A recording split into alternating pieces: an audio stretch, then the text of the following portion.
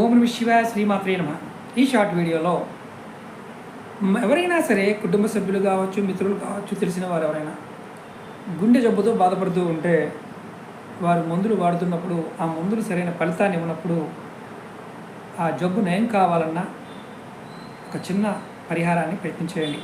ఇది గురువారం నాడు ఉదయాన్నే సూర్యోదయానికి గంట ముందు ఎక్కడైనా అరటి తోటలో కానీ ఇంటి దగ్గరైనా సరే గెల వేయని అరటి చెట్టు, అంటే గెల రాకుండా ఉన్న అరటి చెట్టు దగ్గరికి వెళ్ళి నమస్కారం చేసుకొని నీరు పోసి చెట్టుకు ఉత్తరం వైపు ఉన్న వేరుని తెచ్చుకొని దాన్ని అష్టద్రవ్యాలతో దాన్ని శుద్ధి చేసి అష్టద్రవ్యాలతో శుద్ధి చేయాలి.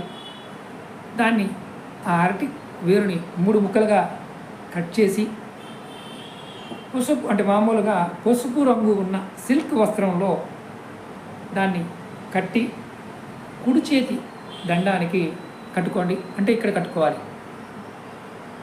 ఇలా కట్టుకోవడం వల్ల మీకు గుండెకు సంబంధించిన ఇబ్బందులు గురుబలం చేత తగ్గుతాయి.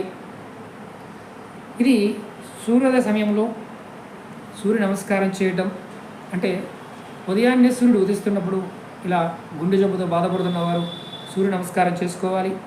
మరి ఇక్కడ మతం కూడా వస్తుంది. మేము ముస్లింలు అండి, మేము క్రిస్టియన్ అంటారు.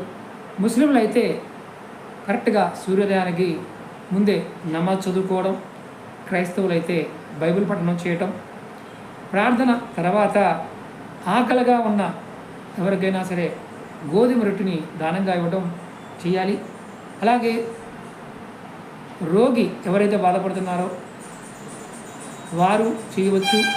అలాగే ఈ పరిహారాన్ని ఇంకెవరు చేయవచ్చయ్యా అంటే రుణ బాధలు, సంతాన బాధలు, సుఖం లేకపోవడం, విద్యలో విజయం లభించకపోవడం, ఉద్యోగాల్లో అభివృద్ధి లేని వారు కూడా ఇది చేయొచ్చు. దానివల్ల రోగాలు తగ్గుతాయి, రుణ బాధలు కూడా తొలుగుతాయి, సంతానం కలుగుతుంది, సుఖం లభిస్తుంది, విద్యలో విజయం లభిస్తుంది, ఉద్యోగంలో కూడా అభివృద్ధి కలుగుతుంది.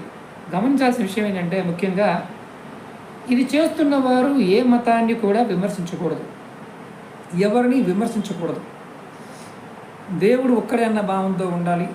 అలా ఉన్నప్పుడే దీని ప్రభావాన్ని పూర్తిగా చూడగలుగుతాం. అలాగే మీకు ఈ వీడియో నచ్చినట్లు లైక్ చేయండి, ఛానల్ని సబ్స్క్రైబ్ చేసుకోండి, పక్కనే ఉన్న గంట సింబల్ని యాక్టివేట్ చేసుకొని 10 మంది మిత్రులకి ఈ వీడియోని షేర్ చేయండి. ఓం నమః శివాయ, శ్రీమాత్రే నమః.